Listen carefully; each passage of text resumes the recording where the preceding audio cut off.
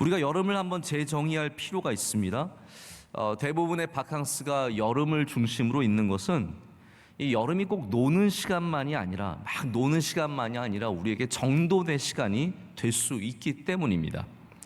영적으로도 여름은 귀한 시간이라고 생각을 합니다. 제가 재작년에 느헤미야를 통해서 여름 말씀 시리즈를 전한 적이 있습니다.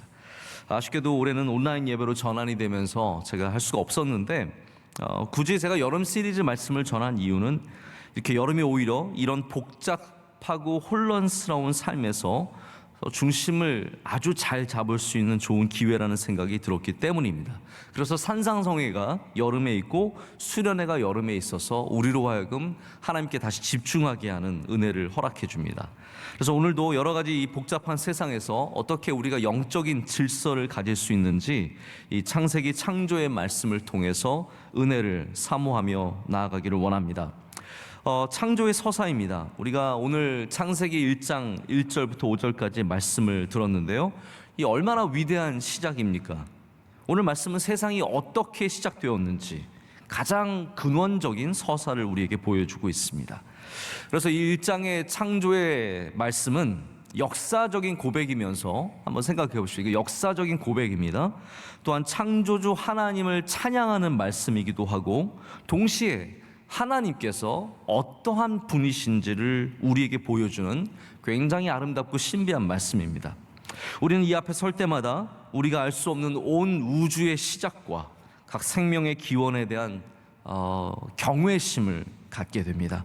또한 이 말씀은 이 빛으로 시작되는 이 창조가 그 창조의 세계가 시작되기 전부터 사실 또 다른 존재가 있었다는 것을 우리로 알게 합니다. 그것은 바로 오늘 성경 1장 2절의 말씀에 나오는 것처럼 혼돈과 공허라는 존재입니다. 우리가 창조의 사건을 항상 빛부터 생각하지 않습니까? 약 일종의 선입견입니다. 창조는 빛이다. 그러나 그 창조가 그 전에 하나님이 이미 시작하신 것을 우리는 말씀을 통해서 보게 됩니다. 1절은 태초에 하나님이 천지를 창조하시니라 라고 시작하지만 2절은 빛의 창조가 있기 전에 그 바탕에 혼돈과 공허와 흑암과 기품이 있었다는 것을 우리에게 알려주고 있습니다. 이런 혼돈과 공허를 프리드만 같은 신학자는 생명이 없고 생명을 만들어낼 수 없는 것이다 라고 이야기를 합니다. 그렇다면 이 혼돈과 공허는 우리 생명의 세계에 살아가는, 생명을 갖고 있는 우리들에게 바로 그 생명을 위협하고 흔드는 존재라는 것을 우리가 생각해 볼 수 있습니다. 우리의 생명을 없게 하는 것, 우리로 그 생명력을 잃어버리게 하는 것이 바로 혼돈과 공허라는 것의 존재의 중요한 핵심적인 의미라는 것이죠. 제가 지금 잠깐 혼돈과 공허를 먼저 어떠한 의미인지를 좀 생각을 하고 그 다음 말씀을 이어가도록 하겠습니다. 이 혼돈이라는 것이 무엇입니까? 히브리어는 토후거든요. 이것은 원뜻은 형태가 없다, formless라는 뜻입니다. 하지만 우리가 그리스어로 좀 더 잘 알죠. 카오스라고 부르는 바로 그것을 혼돈이라고 말합니다. 제가 한 30년 전에 대학교에 갔을 때 그때 어떤 책이 나왔냐면 주라기 공원이라는 책이 나왔습니다. 지금은 영화로 더 유명한 책인데 그 책을 쓰신 분이 이제 하버드 의대를 나온 전직 의사였던 마이클 크라이튼이라고 하는 분이죠. 이분이 그 책에서 제가 그때 굉장히 재밌게 그 책을 읽었는지 아직도 생각나는 내용이 카오스 이론을 그때 이 책에 썼던 것 같아요. 저는 그때 처음으로 카오스 이론을 만났는데 제 오래된 기억에 의지하자면 이런 내용이었던 것 같아요. 그걸 설명을 하면서 손에 물방울을 떨어뜨리면 매번 그 물방울이 흘러내려가는 길이 다르다는 거죠. 이 카오스라는 것은, 혼돈이라는 것은 우리가 예측할 수 없는 것, 항상 다르게 일어나는 그런 현상들, 그래서 카오스 논리라는 것이 그렇게 항상 다르게 일어나는 이런 사건들을 어떻게 예측하게 되는가, 이런 것들을 설명했던 기억이 아직도 납니다. 그렇습니다. 여러분, 혼돈이라는 것은 이 땅에 존재하는 수많은 무질서, 오늘 장로님께서도 마침 기도하시면서 무질서에 대해서 굉장히 중요한 기도를 해주셨는데 이 수많은 무질서를 바로 혼돈이라고 말하죠. 질서가 있기 전에 무질서가 있었습니다. 이게 혼돈의 정체죠. 공허는 히브리어로 보후라고 합니다. 비었다는 뜻입니다. empty라고 하죠. 그래서 토후, 보후, 혼돈과 공허는 이 히브리어에서도 굉장히 짝이 잘 맞는 단어입니다. 토후와 보후입니다.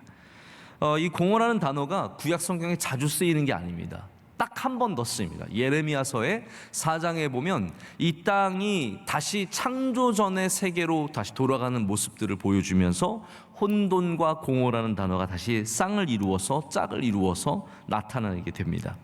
공허함이라는 것은 이러한 문제가 있습니다. 없는 것이 우리를 자유하게 하는 것이 아니라 없는 것이 나의 존재를 위협할 때 우리가 그것을 공허라고 부릅니다. 우리 사람들이요, 항상 만족하고 항상 내가 원했던 뜻을 이루고 내가 추구하는 의미를 찾으면서 사는 건 아닙니다. 항상 그런 건 아니라는 거죠. 근데 어느 순간 그 모든 것들에서 공허함이 밀려오기 시작하면 역설적으로 텅 빈 것이 내 안에 너무나 큰 자리를 차지해버리게 됩니다. 이게 얼마나 모순된 이야기입니까? 텅 비었지만 그것이 나를 차지해버리는 겁니다. 그래서 거기에 삶이 압도당하는 거죠. 어려운 일이 많아야만 괴로운 게 아니라 오히려 아무것도 없음이 우리를 더욱더 슬프고 괴롭고 무력하게 만드는 힘을 갖고 있습니다. 우리 자녀들을 다 키우신 부모님들이 어느 순간 그 자녀들이 커서 떠난 그 자리가 너무 커지는 거죠. 그게 내 마음을 차지해 버리면 공허함에 잠 못 이루는 날들이 생기는 겁니다. 은퇴를 하셨어요. 잘 마쳤습니다. 하지만 내가 내 인생을 잘 살아왔는가 생각하다 보면 그 텅 빈 마음이 내 안에서 가장 큰 마음이 되어버리는 겁니다. 여러분, 그리스도인의 마음은 하나님을 향한 믿음이 가장 커야지 그것보다 더 큰 것들이 내 자리를 차지해버리면 안 됩니다. 그렇지만 이 순간순간 때로는 병적으로 존재하는 이 공허함이 있기 때문에 현대인들이 이 공허함으로 인한 문제들을 참 많이 경험하게 되는 것 같습니다. 이 창조의 기사는 하나님께서 어떻게 이렇게 무질서의 혼돈을 창조로서 정돈하시고 이 땅의 공허함을, 그 공백을 아름답고 선한 창조물로서 채우시는지를 보여주는 말씀입니다. 여기서 우리는 하나님이 행하시는 중요한 일들을 보면서 어떻게 우리가 또한 이 땅에 여전히 존재하는 혼돈과 공허를 정리하고 채워나가야 할지를 알게 됩니다. 자, 먼저 우리가 알아야 되는 게 있습니다. 혼돈과 공허는 단순한 상태만이 아니라 존재하는 세력입니다. 그러니까 혼돈과 공허는 실제로 존재하는 세력이라는 거죠. 이 혼돈과 공허가 창조 이후에도 계속해서 이 땅에 존재하고 있어서 죄로 인해서 하나님과 멀어진 우리 인간을 괴롭히는 아주 중요한 세력이 되었습니다. 모든 하나님과 멀어진 사람들, 죄로 인해서 물든 그 우리의 존재가 바뀐 이 우리 인간들은 이 세력의 위협을 받는다는 거죠. 우리가 얼마 전에도 욥기에서 라합이라고 하는 그 존재에 대한 말씀을 들은 적이 있습니다. 욥기는 워낙 오래전에 쓰여진 책이라서 유대 신화들, 유대의 전설적인 존재들이 나오는데 리워야단이나 라합 같은 존재가 나옵니다. 라합은 어떠한 존재냐면 그 사람이 아니라 존재인데요. 이거는 다른 괴물이에요. 이걸 혼돈 세력이라고 합니다. 혼돈 세력. 그래서 욥기에 어떻게 되어 있냐면 하나님만이 그 혼돈 세력을 이기실 수 있다라고, 하나님만이 라합을 이기실 수 있다는 것을 말하고 있습니다. 다시 말해서 이 혼돈과 공허라는 것은 우리의 힘만으로는 이기기가 부족하다는 거예요. 제가 요즘에 뭐 이런저런 자료들을 찾다가 뭐 또 때로는 우리 교회 말씀을 이제 체크하기 위해서 유튜브를 들어가게 되는데, 어쩌다가 저한테 이 가끔씩 추천되는 영상을 보다 보면 이게 이상한 데로 흘러가거든요. 제가 뭘 보게 됐냐면 발톱 무좀을 치료하는 그런 걸 보게 되었어요. 저는 저희 집이 이제 발이 건강해요. 얼굴이 제일 건강하면 참 좋은데 얼굴보다 발이 건강해서 보여드릴 수가 없어서 참 안타깝습니다. 제 발이 굉장히 잘생겼습니다. 그런데 이 발톱이 정말 문제 있으신 분들은 저는 깜짝 놀랐어요. 이 발톱에 무좀균이 오랫동안 침투해서 이게 뭐 10년, 20년 지나다 보면 발톱의 두께가 몇 센티가 되시는 거예요. 그래서 생긴 것도 너무 무섭게 생겼고 심각하게 아픈 분들이 계시더라고요. 근데 이 전문가들이 이 발들을 보면서 발들을 가져오면, 발들이 아니죠, 발을 내밀면 이제 그거를 깨끗하게 해주는 겁니다. 저는 깜짝 놀랐는데 이게 다 깎아내요. 몇 센치짜리를 다 깎아내서 스케일링을 하고 이 안에 있는 균집들을 다 긁어냅니다. 발 안까지 들어가서 싹 다 긁어냅니다. 이게 제가 보니까 이 영상은 뭐 드시면서 보면 절대로 안 돼요. 너무 징그럽고 더러워서 볼 수가 없어요. 제가 커피를 마시면서 보는데도 이게 보기가 어려울 정도로 힘들더라고요. 근데 이게 징그러워도 은근히 보는 재미가 있습니다. 근데 제가 몇 개 보다가 이게 자꾸 유튜브가 추천해줘서 이제 끊었어요. 제가 너무 자꾸 보게 되는 것 같아서. 근데 이게 깎아내고 균집, 오래된 균집을 제거하고 깨끗한 발톱이 나올 때까지 지속적으로 치료를 해줘야 되는데, 제가 이걸 보면 깨달은 게 있어요. 아, 이게 그냥 상태가 아니라 세력이구나, 힘이구나. 세상이라는 이곳에는 세력이라는 게 있습니다. 이건 겉을 고친다고 해결되는 문제가 아니라는 거죠. 오늘 밤에 내가 가서 비누로 발을 잘 씻고 잘 닦는다고 해서 이 세력을 없앨 수는 없는 거예요. 혼돈이라는 것이, 오늘 목사님 혼돈에 대해서 말씀하시니까 집에 가서 방이나 치워야지, 그런 걸로 해결이 안 된다는 거죠. 내 스케줄을 몇 개 정리하고 방 치우고 이 정도로 치유되는 것이 아니라 분명한 치료가 필요하다는 겁니다.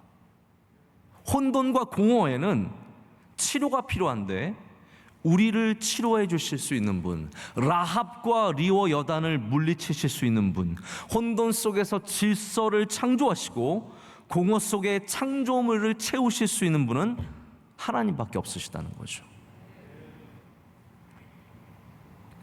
혼돈과 공허를 이기는 힘은 우리의 노력이 아니라, 물론 노력도 있어야 합니다.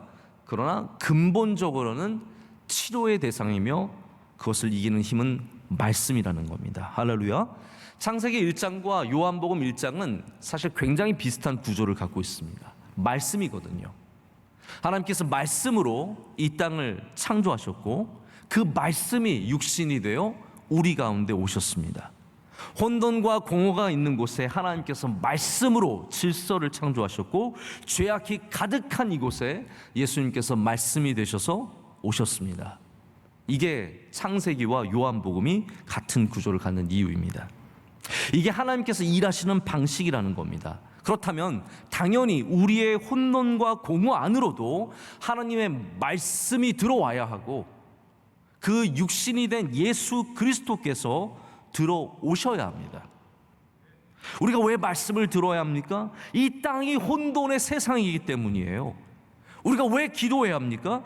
복잡한 세상에 살고 있기 때문입니다. 이 세상이 얼마나 복잡합니까?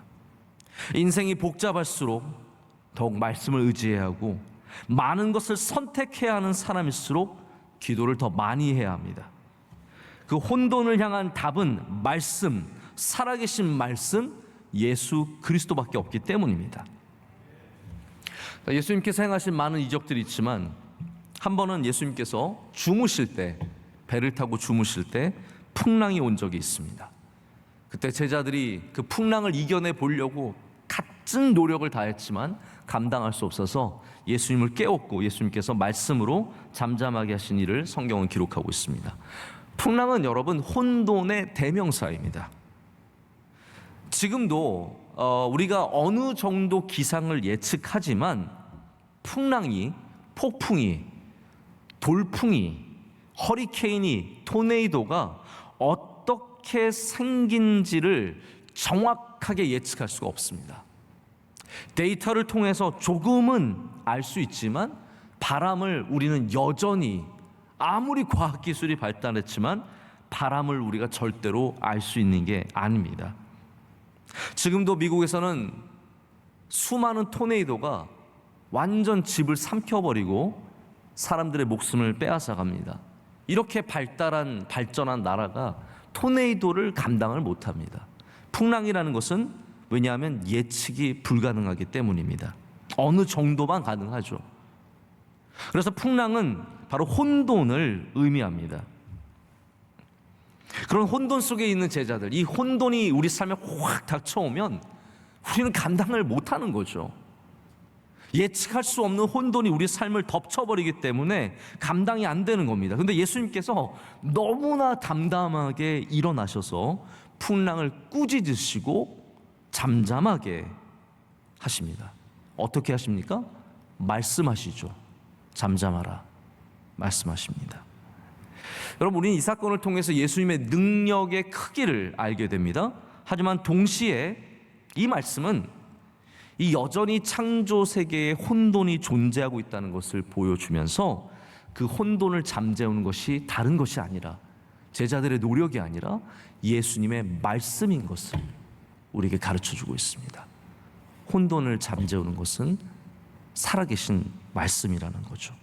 주님의 말씀이 들어가면 그곳이 잠잠해지고 거기에 질서가 다시 서게 됩니다.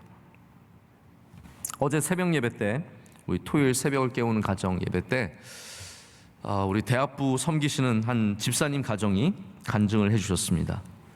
이분은 남들이 보기에는 잘 나가는 대학병원의 의사지만 어려웠던 기간들이 있었던 거죠. 안으로는 병원에서 여러 가지 어려움들이 있었고, 가정에서는 어머니와 형수님이 병에 걸리셔서 굉장히 고통 가운데 계셨고, 특별히 가정에는 오랫동안 아이가 없어서 눈물로 기도하며 새벽을 깨우며 그렇게 지냈다라고 합니다.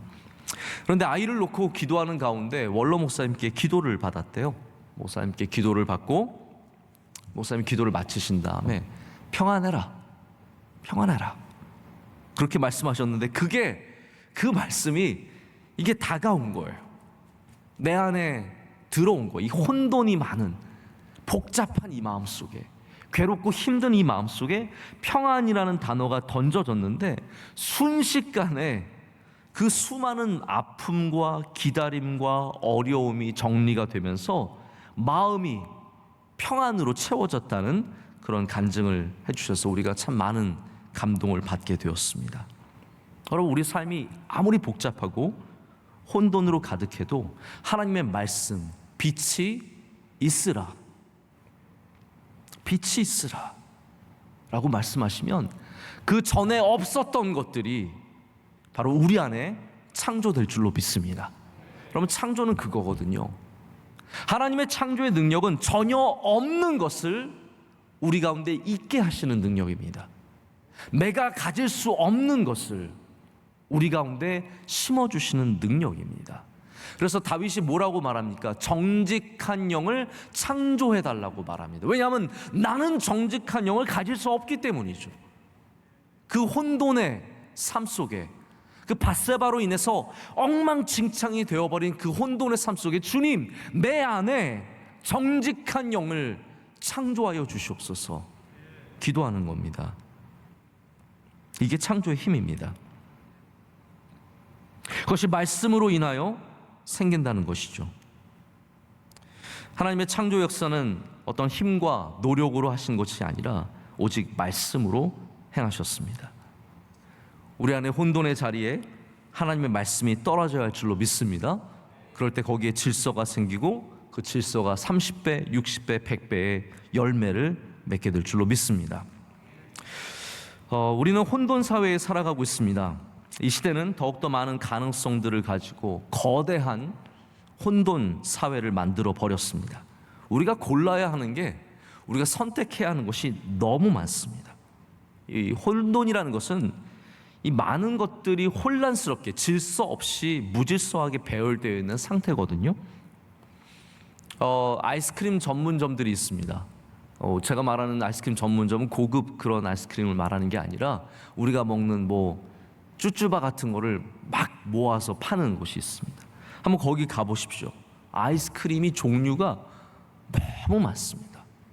옛날에는 비싼 거 먹으면 브라보콘, 싼 거 먹으면 둘이 있는데 싸게 먹어야 하면 쌍쌍밥 이렇게 먹으면 해결됐어요. 그러나 지금은 아이스크림의 종류가 얼마나 많은지 모릅니다. TV를 켜보십시오. 채널의 종류가 너무나 많습니다. 이게 좋은 것 같지만 점점 우리는 더 혼돈이 쌓이는 거예요. 해결되지 않은 문제들이 쌓이면 혼돈은 점점 그 무좀 발톱처럼 점점 커져가는 거예요. 고르기가 쉽지 않습니다. 근데 세상의 기준으로는 고를 수 있는 기준이 있어요. 뭐냐면 나에게 좋은 것, 나에게 좋은 것. 그냥 골라서 그거 살아가면 되는 거예요. 그래서 너가 먹고 싶은 게 뭐니? 네가 좋아하는 게 뭐니? 그래서 나에게 가장 편한 것, 나에게 도움이 되는 것. 혼돈 사회에서 그래서 가장 중요한 키워드는 무엇입니까? 나예요. 내가 좋아하는 것. 내가 무엇이 되고 싶은가? 너는 너를 아느냐라고 자꾸 물어보죠. 그래서 이 포스트 모더니즘, 요즘에는 포스트 모더니즘도 아니고요, 포스트 모더니즘이에요. 이 사회에서는 네가 원하는 대로 살아가 만트라입니다. 우리의 가장 중요한 모토예요. 네가 원하는 대로 살아. 내가 좋아하는 게 뭔지 모르면 굉장히 살기가 어렵습니다. 하지만 우리 그리스도인들은 그 길을 걷지 않습니다. 이 혼돈 사회에서 우리는 길을 찾기 위해 기도합니다. 우리는 그 수많은 가능성 속에서 내가 좋아하는 길, 내가 기뻐하는 길, 내가 잘 되는 길이 아니라 우리의 목자 되신 하나님의 음성에 귀를 기울이죠. 이 혼돈의 사회를, 이 혼돈의 세상을 지나갈 수 있는 방법이 우리가 주님께 귀를 기울이는 것밖에 없다는 것을 우린 그리스도인들은 알고 있다는 것이죠. 하나님의 음성을 따라가야 참되고 복된 길을 걸을 수 있습니다. 혼돈의 터널을 지나가는 수많은 성도 여러분들, 하나님의 말씀을 갖고 뚫고 나가야 합니다. 혼돈의 시간은 기도를 통해서 그 참된 질서의 시간을 되찾게 됩니다. 우리 인간 모두는 자기가 원하는 길을 걷고 싶어 합니다. 근데 성경은 오늘 말씀 가운데 굉장히 중요한 원리 하나를 가르쳐 줍니다. 혼돈과 공허를 이기는 중요한 원리는 뭐냐면, 오늘 말씀에도 하나님께서 창조하신 다음에 뭐라고 말씀하시던가요? 보시기에 좋았더라, 이거든요. 이것이 혼돈과 공허를 이겨내는 굉장히 중요한 기준입니다. 하나님은 창조하시고 보시기에 좋았더라 라고 말씀하십니다. 다시 말하자면 하나님께서 그냥 무작정 채워놓고 정리하는 식의 창조를 하신 게 아니라는 거죠. 혼돈과 싸운다고 그냥 박스에다가 막 집어넣고 그 다음에 대충 닫아가지고 구석에다 처박아 놓으면 그게 정리가 아니잖아요. 하나님께서 혼돈 때문에 너무 정신없으니까 대충 빛 어두움 대충 생기고 막, 그래서 궁창을 나눠서 하늘과 땅으로 밑으로 나누시고 그 다음에 물과 땅을 나누 대충 그렇게 하신 게 아니라, 하나님께서는 정말 혼돈과 공허가 가득한 이 땅에 분명한 뜻을 갖고 디자인하셨고, 그렇기 때문에 보시기에 좋았더라라고 말씀을 하시는 것이 반복해서 등장하는 겁니다. 선하고 아름다운 것을 향한 외침이 바로 보시기에 좋았더라라는 것이죠. 그래서 우리의 기준도 내가 좋은 대로가 아니라 하나님이 보시기에 좋았더라의 기준이 있어야 된다는 말입니다. 우리가 어떤 원칙과 기준을 가지는 것이 혼돈을 이기는 중요한 방법 중에 하나입니다. 예를 들어서 자꾸 막 키를 맨날 아침에 키 찾으시는 분 있으시죠? 내 키가 어디 갔지? 내 키가. 그런 분은 아셔야 될 게 있어요. 키를 항상 같은 곳에 두셔야 돼요. 집에 돌아가서 오늘은 여기, 내일은 저기, 그냥 벗고 나서 아무 데나 두는 게 아니라 키를 놓는 장소가 정확하게 있으면 잃어버릴 일이 없는 거예요. 뭐 어디 밖에 나가서 잃어버리지 않으면 잃어버리지 않게 돼요. 그래서 이런 어떤 원칙을 지키는 것은 혼돈을 이기는 굉장히 중요한 방법입니다. 맨날 약속 시간에 늦게 오시는 분이 계시죠? 그런 분들은 원칙을 세우면 돼요. 나는 약속 시간 30분 전에 미리 도착하겠다. 그게 삶의 원칙이 되면 늦을 일이 없어요. 그러나 이런 원칙들이 없기 때문에 굉장히 인생이 혼란스럽고 혼돈에 빠지는 경우들이 있습니다. 근데 제가 또 역설적으로 이런 말씀을 드려볼게요. 원칙과 기준을 다 지킨다고 혼돈이 사라지는 건 아닙니다. 삼손의 이야기를 좀 드려보고자 합니다. 삼손은 구약에 많고도 많은 인물 중에서 참 매력적인 사람이에요. 지금 같으면 뭐 슈퍼맨 같은 존재지 않습니까? 배트맨 같은 존재예요. 이 힘센 삼손이 이스라엘을 위해서 싸웠고 블레셋을 정말 많이 무찔렀습니다. 삼손은 나시린으로 태어났습니다. 하나님께 온전히 드려졌죠. 나시린이라는 말은 무슨 말이냐면 규칙과 원칙을 지키고 살아가야 하는 존재입니다. 하나님께서 주신 분명한 규칙들과 원칙을 지켜야 돼요. 대표적으로 어떤 것이 있었습니까? 머리털에 칼을 대지 않는 것, 머리털을 자르지 않는 것, 그것이 지켜야 하는 질서이고 약속이에요. 하지만 그가 이렇게 수많은 나시린의 규칙과 질서를 지켰지만 그의 삶에 혼돈과 공허가 없었던 게 아니에요. 오히려 블레셋과의 관계를 보면은 여자들은 블레셋 여자를 탐하면서 블레셋을 또 무찌르는 이런 굉장히 혼돈과 공허가 함께 존재하는 이 욕망과 감정으로 얽매인 그러한 삶을 살았다는 것을 보게 됩니다. 결국은 들릴라로 인해서 머리카락을 잘리고 포로로 잡혀갑니다. 여러분, 왜 삼손은 규칙을 지켰는데 왜 그 힘과 능력을 갖고 수많은 블레셋 사람들을 무찔렀고 혁혁한 공을 세웠는데 왜 혼돈의 삶을 살았을까요? 삼손이 몇 가지 규칙은 지켰지만 우리가 이거를 봐야 되는 것 같아요. 하나님이 보시기에 좋았더라가 없었거든요. 규칙은 지켰지만 하나님이 보시기에 좋았더라는 없었던 거예요. 그러니까 삶이 혼란스러운 겁니다. 우린 질서 있게 살아가는 사람들을 존경하거든요. 새벽에 항상 4시 일어나는 분 얼마나 존경스럽습니까? 밤에 딱 9시면 잠들고 먹는 거 딱 요거만 먹고 굉장히 규칙이 있죠. 우리는 규칙이 있어서 혼돈을 무찌르는 것 같지만 성경은 아니라는 거예요.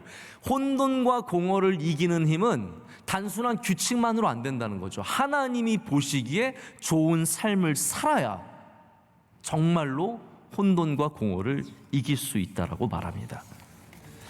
삼손과 반대 지점에 있는 사람이 있습니다. 다윗처럼 정신없는 삶을 살아가는 사람이 없습니다. 그는 뭐 잘 될 만하면 쫓겨나가고 이런 사람을 만나고 저런 사람을 만나고 규칙이 하나도 없는 그러한 광야에 던져진 삶이었어요. 요셉도 마찬가지입니다. 요셉처럼 비극적인 인생이 어디 있습니까? 그런데 이들에게는 삼손에게 없었던 것이 있었죠. 그것이 뭐냐면 바로 하나님이 보시기에 좋았더라예요. 동굴 안으로 내가 숨어 있는데 사울이 들어오면 기쁩니까? 아니에요. 그게 혼돈이에요. 내가 동굴 안에 들어가 있는데 갑자기 사울이 들어와요? 그건 혼돈이에요. 그 혼돈의 순간에 다윗이 무엇을 합니까? 하나님이 보시기에 좋은 걸 하지 않습니까? 기름 부은 자를 해치지 않고 살려서 내보내 주잖아요. 그 캄캄한 만큼 어두운 그 혼돈 속에서 그는 질서를 갖고 있었던 거예요. 여러분, 매력적인 주인의 아내가 유혹해오면 혼돈이 오지 않겠습니까? 이 젊은 요셉에게 혼돈이 오지 않겠습니까? 하지만 그 욕망의 순간에도 하나님이 보시기에 좋았더라를 붙잡은 겁니다. 우리가 혼돈의 시대에, 이 공허의 시대에 내가 기준이 아니라 하나님이 보시기에 좋았더라를 붙잡아야 이 어려운 세상을, 이 혼란스러운 세상을 잘 지나갈 수 있다라는 겁니다. 제가 마지막으로 짧게 좀 공허에 대해서 한 가지만 말씀을 드리고 맺으려고 합니다. 좋은 것으로 채워라입니다. 좋은 것으로 채워라. 하나님은 공허와 싸우신다고 칼 바르트가 말합니다. 하나님께서 공허와 싸우시기 때문에 우리 인간도 공허와 함께 싸워야 합니다.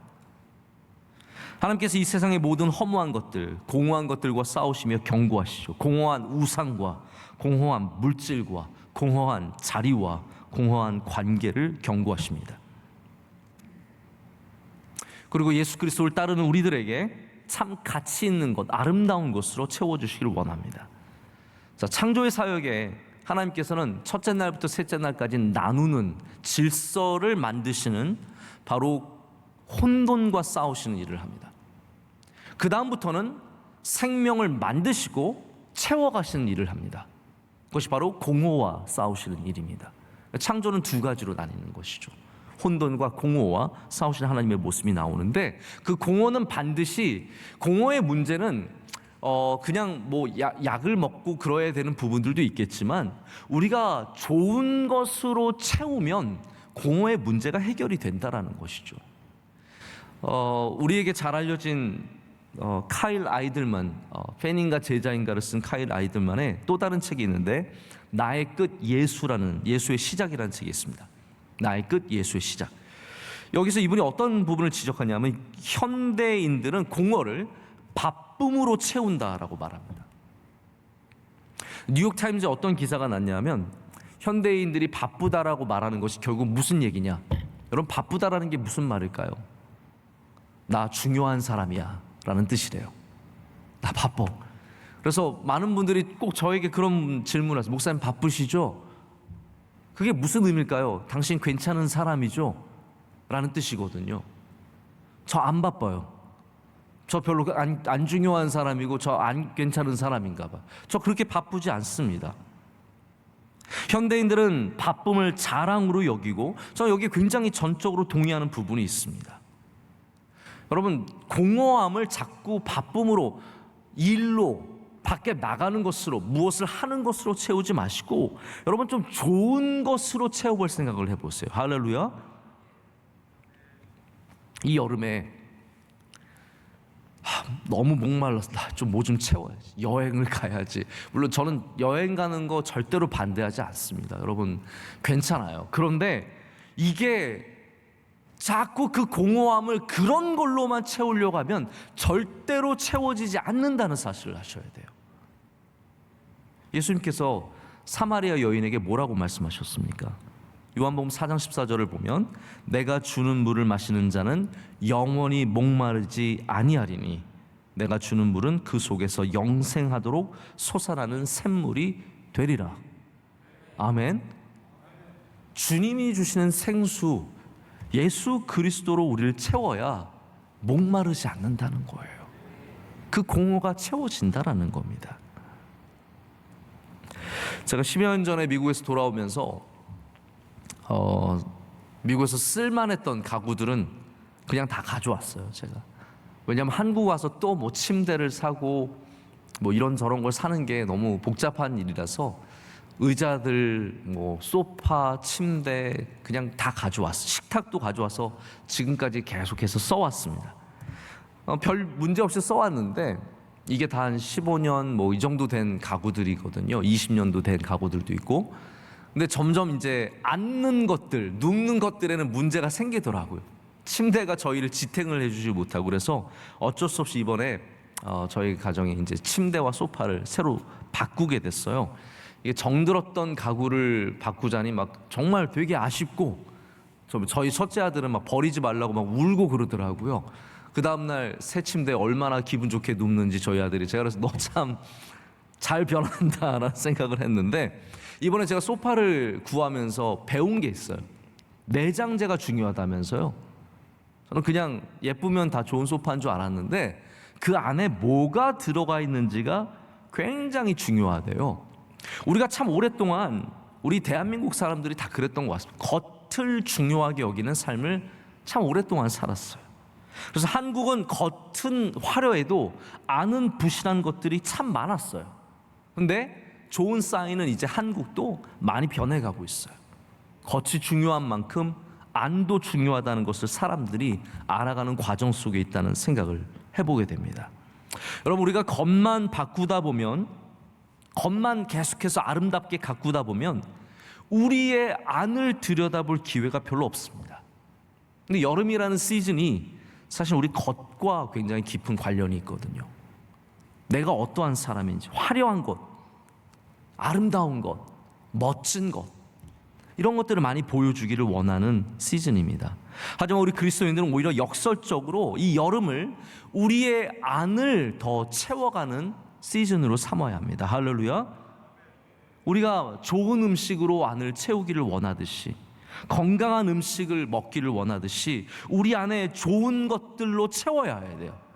하나님의 말씀과, 할렐루야, 선한 이야기와 찬양과 기도와 선한 마음과 복을 빌어주는 축복의 마음과 평안으로 채워가기를 간절히 소망합니다. 기도로 인생을 채우는 분들은 절대로 공허하지 않습니다. 예배로 삶을 채워가는 분, 날들을 채워가는 분들은 혼돈을 이겨낼 수 있는 힘을 갖습니다. 이 남은 8월달, 이제 얼마 남지 않은 여름, 벌써 입추였거든요. 이제 모든 주님의 성도들에게 하나님이 주시는 평안, 하나님의 말씀이 주시는 능력, 우리의 모든 혼돈과 공허를 이겨내는 믿음의 능력이 가득하시기를 진심으로 축복합니다. 기도하시겠습니다. 하나님 아버지, 감사합니다. 오늘 하나님이 주신 말씀, 이 혼돈의 세상에, 복잡하고 어려운 세상에, 때로는 공허함으로 견딜 수 없는 이 세상에 하나님이 주시는 창조의 말씀, 우리 감사함으로 받습니다. 하나님, 더 주의 말씀을 귀 기울이게 하시고 그 말씀을 따라가게 하셔서 혼돈의 세상을 잘 지나가게 하시며, 하나님, 이 공허함이 가득한 세상 속에서 하나님이 주신 좋은 것으로 채워서 우리 모두가 복된 인생들이 다 되게 하여 주시옵소서. 우리를 사랑하시고 우리를 붙잡아 주시는 예수님의 이름으로 기도드립니다. 아멘.